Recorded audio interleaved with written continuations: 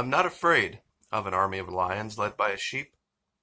I am afraid of an army of sheep led by a lion.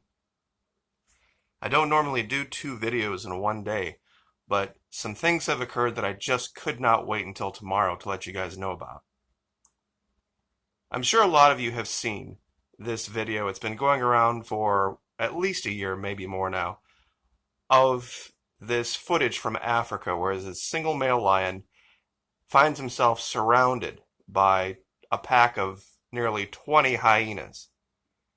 And he's kind of in trouble, but a second male lion shows up, and all 20 bolt.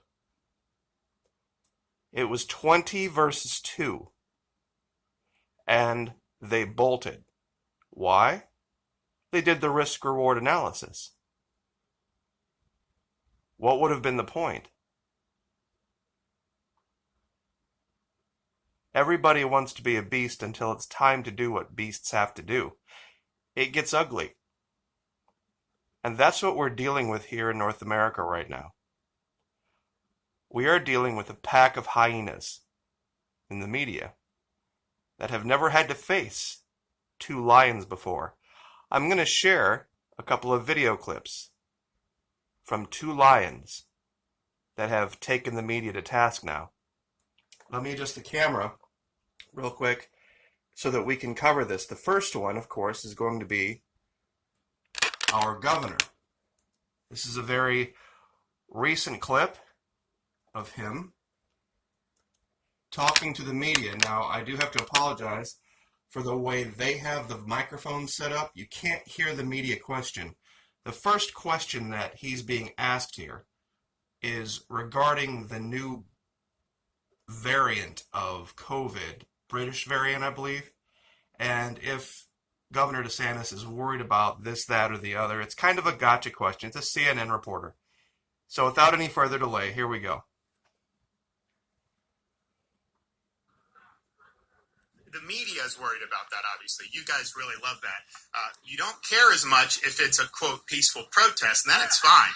You don't care as much if they're celebrating a Biden election. You only care about if it's people that you don't like. So I'm a Bucks fan. I'm damn proud of what they did on Sunday night. And so in terms of the UK variant, here's what we know. We know, based on all the evidence, that these vaccines are going to be effective against that. And that's really the main concern. I mean, we're getting our seniors vaccinated.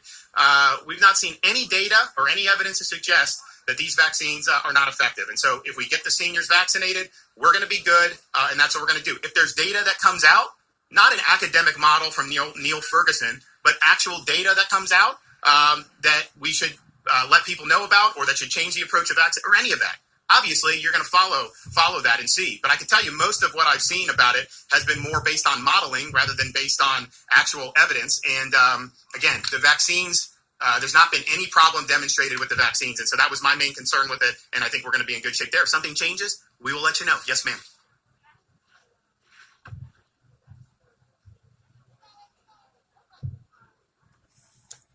Well, I want everything done as quickly as possible. We obviously were able to expedite a lot of projects over COVID, and I think that saved probably months worth of traffic across the state, and we want to continue to do it. But real quick, that question was about the expediting of road work across the state because of the lack of traffic because of COVID, not really related, but we're going to get through that real quick. DOT knows that that's what we want to do, and we're going to find every way to do it quick. Yes, ma'am. Yes, sir.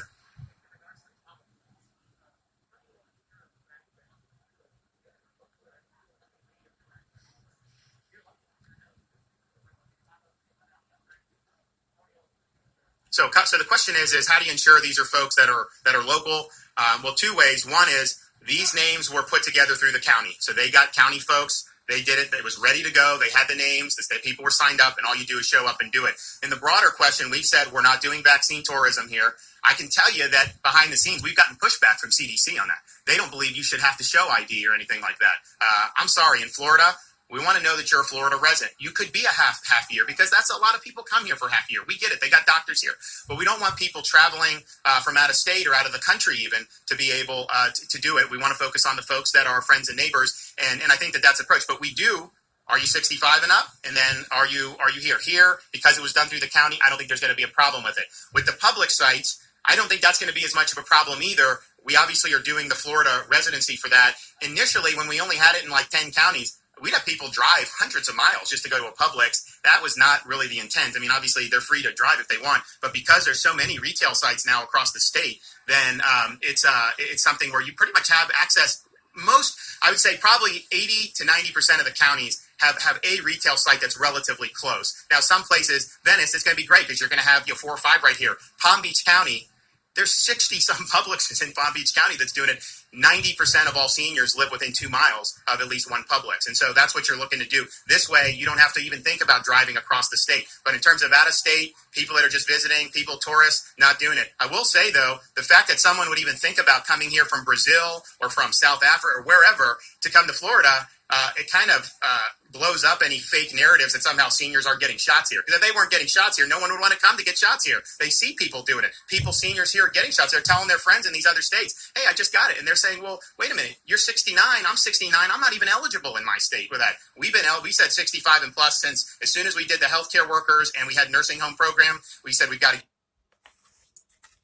Okay, so that is how you do it. And that was less than 3 minutes. Now, I'm sure a lot of you are wondering, wait a minute, Maki, you said 2. We understand Governor Desantis is doing a great job. Who's that second lion? Well, he just stood up on the House floor. His name is Representative Byron Donalds. Representative Byron Donalds. Wait until you hear this. This was about a week ago he said this. And this is it's a 3 minute and 58 second clip. We're going to speed it up 1.25, so only a couple of minutes of your time. But this is what it's going to start to boil down to real quick. A lot of people have said, aren't you afraid of the Democrats coming for you? Aren't you afraid of the Democrat machine? No, absolutely not. Because it's going to come down to just straight up reality here. And Representative Byron Donalds absolutely nails it from Florida. As I walked onto the House floor today, I heard the talk from the other side talking about wanting to share in good ideas. But it's interesting, as this budget resolution has come forth, there's been no sharing of ideas. We've seen a general framework coming from the Biden administration calling for $1.9 trillion. But that completely flies in the fact that there is $1 trillion that this very body in the last Congress appropriated last year that is still unspent. That money has not gone out the door. Yet we're talking about solutions to help our country through COVID-19. Now, my career before politics was actually in finance and economics. I spent 17 years in that field. And if you're going to talk about stimulating an economy, the first thing you want to do is actually study the current state of your economy. One of the metrics we always like to use in financial services is the unemployment rate. It's a pretty popular statistic. Well, let's take a look at the unemployment rate that's going on around the country. In my state of Florida, it's 6.1%. In Alabama, it's 3.9%. In South Carolina, it's 4.6%. In Texas, it's 7.2%. Compare that to blue states in our country, New York and California, where they soar over 8%. Why is that happening? Because their governors and their mayors have refused to reopen their economies. If you want to stimulate something, actually let the American people get back to work. Let them run their businesses, and you'd be surprised at what actually happened in our economy. Let's talk about $15 minimum wage, which is in the Biden plan. I don't know how a $15 minimum wage is going to help struggling small businesses continue to thrive in the current environment. Furthermore, what we have already seen with the $15 minimum wage is that it has led to workers actually getting less hours at the jobs that they have. I don't see how that is actually helping anybody stimulate an economy. Let's talk about education. In this plan, right now there's $170 billion, give or take, to go to local school districts to reopen. But guess what? If they're picketing outside of the school district school board in Chicago to not go back into the classroom, what is this additional money actually doing? In Florida, we've been open in our schools. We have done this, and there are tens of billions of dollars already available to help school districts reopen. All they need is leadership. They don't need more money. The last thing I want to add is this for state and local governments. Every state government and every local government either gets their money from income taxes, sales taxes like in the great state of Florida, property taxes on the local level. This is typically how you get your revenue. If you want to help state and local governments take care of their revenue problems, they should open up.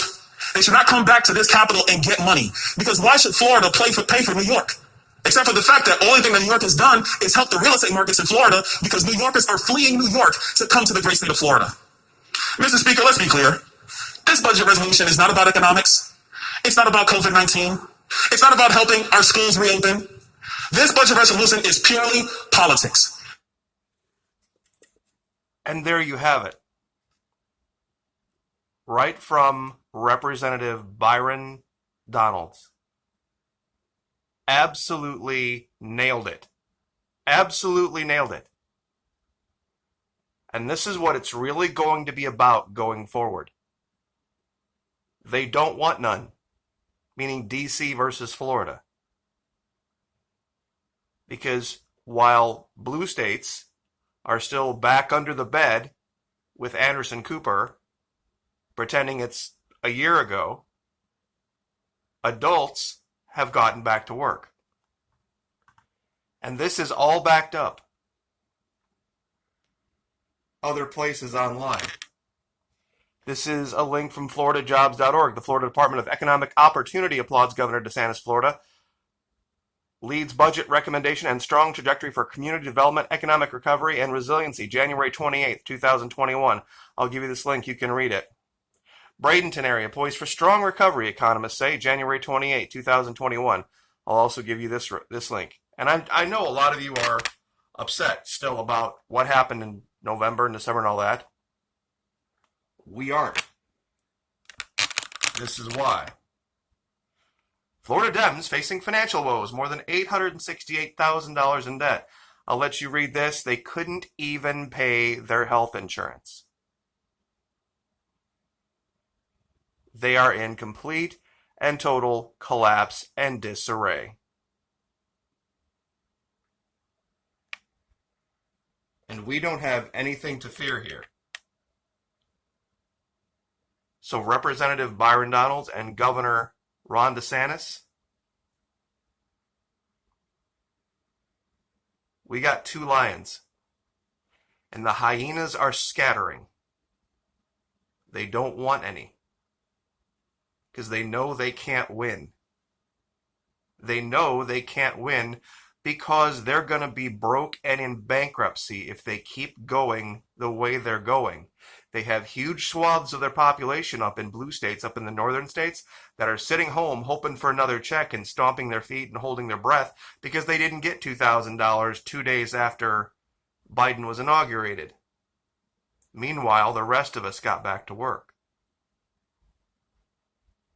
And they realize they have a problem now. They can't change that dynamic without seeming like hypocrites.